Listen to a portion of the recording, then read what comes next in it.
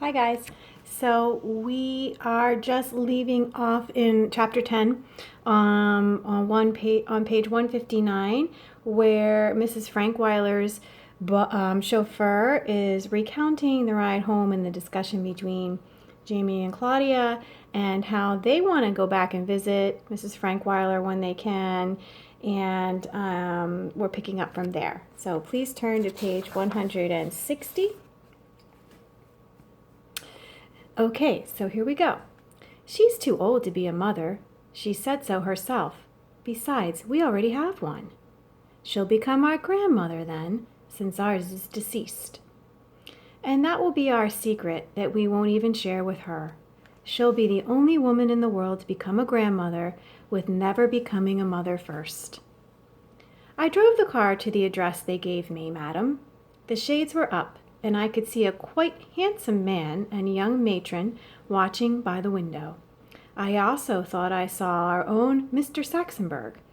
The boy had opened the doors even before I had completely stopped. That is a very dangerous thing to do. A much younger creature, also a boy, came running out of the house immediately ahead of the others. As I drove away, this younger one was saying, "Boy, what a car! Hey, Claude, I'll be your responsibility the rest of—" The children, madam, neglected to say thank you. Well, Saxenberg, that's why I'm leaving the drawing of Angel to Claudia and Jamie Kincaid, your two lost grandchildren that you were so worried about. Since they intend to make me their grandmother, and you already are their grandfather, that makes us, oh well, I won't even think about that. You're not that good a poker player.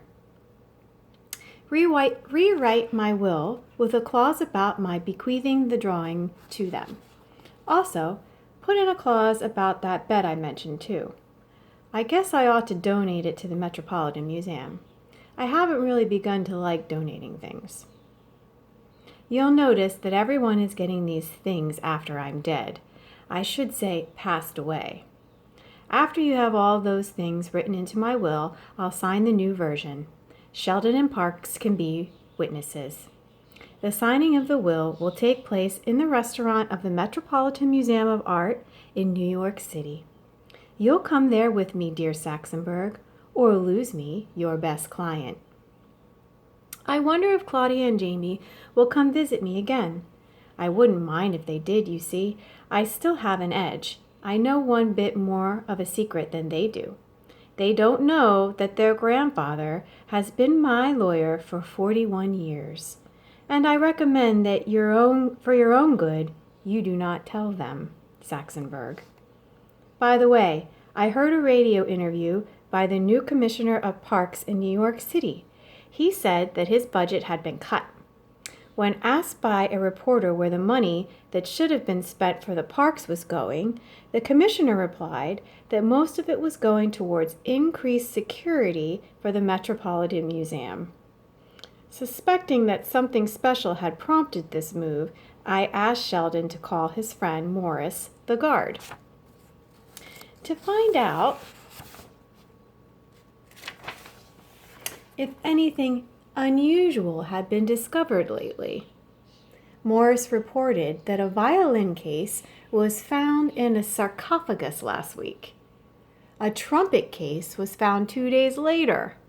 Morris says that guards who have worked at the museum for a year have seen everything. Those who have worked there for 6 months have seen half of everything. They once discovered a set of false teeth in the seat of an Etruscan chariot. They sent the children's cases to Lost and Found. There they are still, full of gray-washed underwear and a cheap transistor radio. No one has claimed them yet. The end. So that's kind of cool. A couple of secrets at the end there. The whole time Saxenberg is the kid's grandfather. So that's her longtime lawyer friend that she's been talking about since the very beginning. And also, we find out that in the end, the museum did figure out that the kids or someone had been up to something, but it took a while, didn't it?